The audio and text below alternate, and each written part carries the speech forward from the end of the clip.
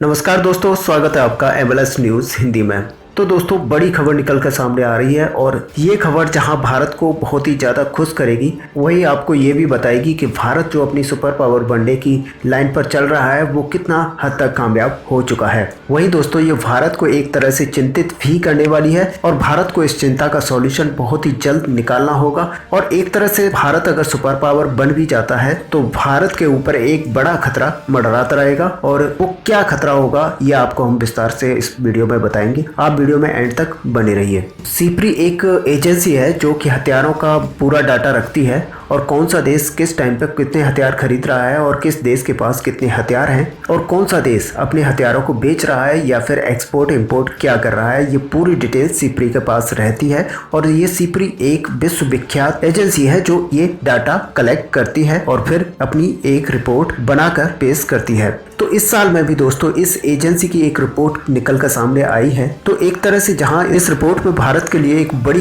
राहत की खबर निकल कर सामने आई है। जो रिपोर्ट निकल कर आई है वो ये है कि भारत का जो हथियारों का इंपोर्ट है वो 33% तक गिर चुका है। और जैसे कि भारत पहले 100 रुपये के हथियार खरीदता था, तो अब भारत केवल 66 रुपये के हथियार खरीदता है। और ये भारत के लिए बहुत ही राहत की खबर है और भारत ने एक साल के अंदर ये कारनामा करके दिखाया है। और सबसे बड़ी बात यह है कि सिप्री ने जो एक खास खबर जो भारत के लिए बताई है वो सबसे ज़्यादा मायने रखती है। और इसमें सिप्री ने कहा है कि जो भारत अगस्त 2020 में एक लिस्ट लेकर आया था, इसे कहा गया था वेपन इंपोर्ट बैन लिस्ट, और इस लिस्ट में जितने भी हथियार थे उन्हें भारत इंपोर्ट नहीं करेगा, ऐसा भारत ने कहा था। और ये जो संख्या थी वो बहुत ही बड़ी संख्या थी, लेकिन इस लिस्ट का बड़ा फर्क नहीं पड़ा। और फर्क इसलिए नहीं पड़ा क्योंकि चीन के खतरे को देखते हुए भारत ने बहुत सारे इमरजेंसी वेपन बाई किए थे, और इमरजेंसी के तहत बहुत सारे वेपन्स बाई किए थे, जिसमें इजराइल से, अमेरिका से और फ्रांस से कई सारे हथियार खरीदे गए थे। इसी वजह से इसका ज़्यादा फर्क नहीं पड़ा, क्योंकि जहां हथियार कम खरीदे जाने थे वहीं इमरजेंसी के दौरान कई सारे और भी ज़्यादा हथियार खरीदे गए थे। लेकिन अब जो निकल कर सामने आ रहा है कि 2021 में इसका जो फर्क दिखाई देगा वो बहुत ही बड़ा फर्क दिखाई देगा, क्योंकि इस साल भारत सरकार इस लिस्ट को बहुत ही मजबूती से इम्प्लीमेंट करने वाला है। और भारत और चीन का जो सीमा विवाद है वो भी लगातार खत्म होता जा रहा है। तो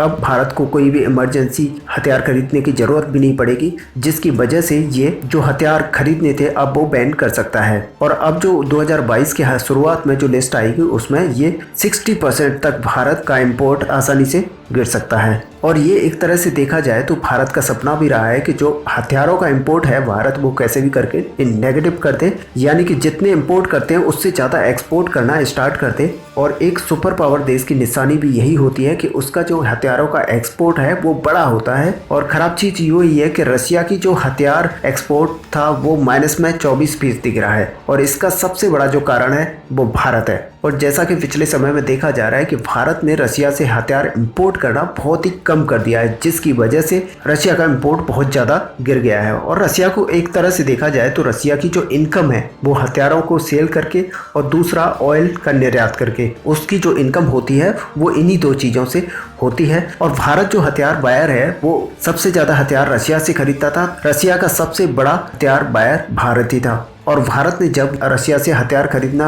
बंद कर दिया, मतलब काफ़ी हद तक कम कर दिया, और दूसरे देशों से जैसे कि फ्रांस से और अमेरिका से ज़्यादातर हथियार खरीदने लगा, और वो भी अपने यहाँ के जो इंपोर्ट है उसमें कमी करते हुए 33% तक अगर आप कमी कर देते हो तो 66% ही आप हथियार बाई करते हो, तो उसमें रशिया को बहुत ज़्यादा घाटा हुआ है। और उसी वजह से रशिया का जो एक्सपोर्ट है हथियारों का बहुत ही ज़्यादा गिर गया है। अब इससे एक तरह से देखा जाए तो भारत को क्या घाटा होने वाला है, आप सोच रहे होंगे कि भारत को इससे क्या घाटा होगा। इससे तो रशिया को घाटा होना चाहिए, लेकिन घाटा इसलिए होगा क्योंकि भारत ये चाहता है कि रशिया किसी भी हालत में प्रो चाइना बिल्कुल ना हो जाए। अगर रशिया जिस देश को सबसे ज़्यादा हथियार एक्सपोर्ट करेगा वो उसी की साइड में जाएगा। और ऐसे में दो ही देश उसकी लिस्ट में शामिल हैं, एक है भारत और एक है चाइना। और भारत अगर इम्पोर्ट कम कर देता है हथियारों का तो चाइना जहाँ पर इम्पोर्ट ज़्यादा करता है तो फिर चाइना की साइड में झुकाव रशिया का ज़्यादा हो सकता है। तो ऐसे में रूस जो है चाइना पर पूरी तरह निर्भर होता चला जाएगा, और चाइना अपनी उंगलियों पर एक तरह से रूस को नचाना शुरू कर देगा,